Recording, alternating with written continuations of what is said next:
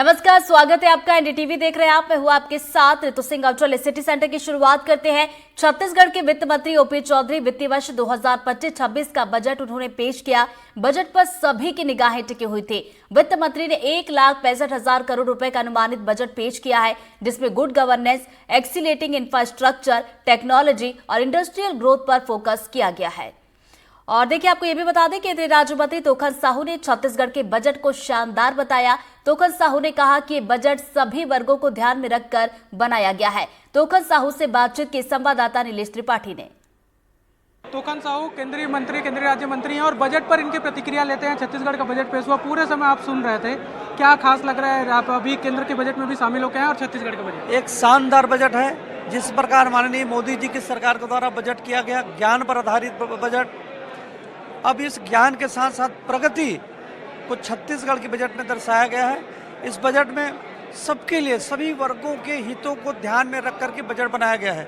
यह budget Bharatiya Janata party की सरकार, विष्णुदेव जी की सरकार की कर्मठता का प्रतीक है। अपने हाथ से लिखा हुआ बजट, मैं समझता हूँ कि यह पूरे देश भर में पहला बजट होगा जिसको हाथ से लिखा गया है। गरीबों के लिए, किसानों के लिए, युवाओं के लिए, महिलाओं के लिए, सबके लिए इस बजट में प्रावधान किया गया है। इंफ्रास्ट्रक्चर का निर्माण, गौरपथ का निर्माण होगा, स्कूल भी बनेंगे, कॉलेज भी खुलेंगे, युवाओं को भी रोजगार मिलेगा। सबके लिए इस बजट में प्रावधान किया गया है। जीरो बताया है, विपक्ष ने जीरो बताया है, पूर्व मुख्यमंत्री ने। ये प्रदेश की जनता ने कांग्रेस पार्टी को 0 नंबर पकड़ा दिए हैं सभी चुनाव में, इसलिए कांग्रेस पार्टी को 0-0 नजर आ रहा है। वन मंत्री केदार कश्यप ने इसे सीएम साई के विकास के विजन का बजट बताया। केदार कश्यप से बातचीत की संवाददाता नीलेश त्रिपाठी ने।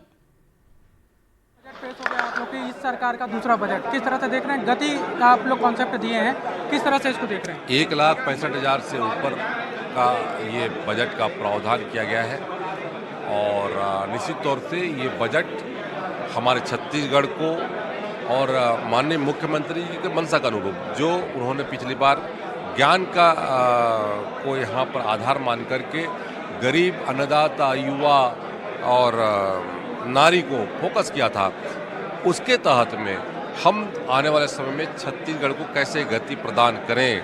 हमारे यहाँ पर जो गुड गवर्नेंस है, हमारे यहाँ इंफ्रास्ट्रक्चर है, हमारे यहाँ पर टेक्नोलॉजी है, हमारे यहाँ पर इंडस्ट्री है, उसको कैसे फोकस करके हम आगे बढ़ें, ये बजट उसको साबित करता है।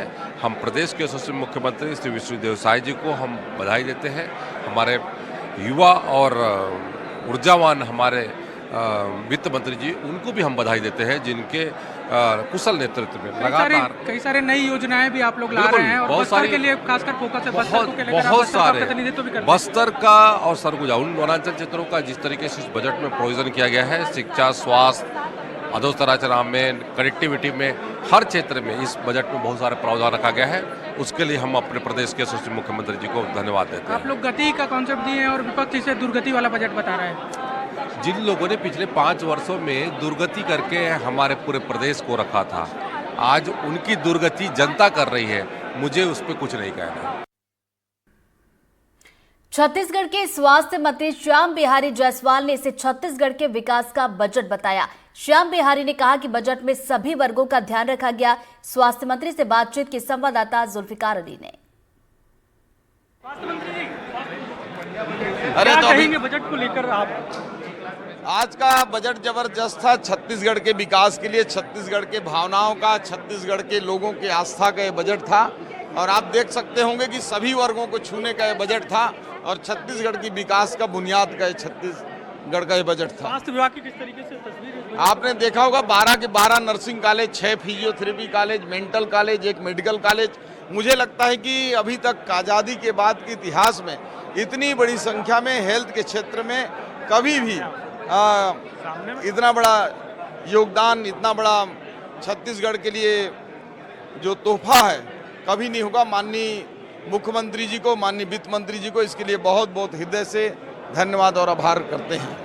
ये थे हमारे साथ स्वास्थ्य मंत्री, जिनका ये कहना है कि स्वास्थ्य विभाग में जिस तरीके से बजट में प्रावधान किया गया, इसके पहले इतना प्रावधान स्वास्थ्य विभाग में पहले नहीं किया गया। कांग्रेस विधायक विक्रम मंडावी ने कहा कि बड़े बड़े दावे करके बजट लाया गया था, लेकिन बजट खोखला निकला है। विक्रम मंडावी हमारे साथ, उनसे पूछते हैं कि बजट को लेकर क्या कहेंगे। देखिए, जिस तरीके से बड़े बड़े दावे करके बजट लाया गया, इस बजट में कुछ भी छत्तीसगढ़ राज्य के लिए नहीं है, सिर्फ खोखला बजट है और कुछ भी नहीं है बजट में। वही कांग्रेस विधायक अटल श्रीवास्तव ने इस बजट को आंकड़ों का मकड़ जाल बताया। साथ ही कहा कि कांग्रेस की योजनाओं को लागू किया जा रहा है। अटल जी, आप क्या कहेंगे इस बजट को लेकर।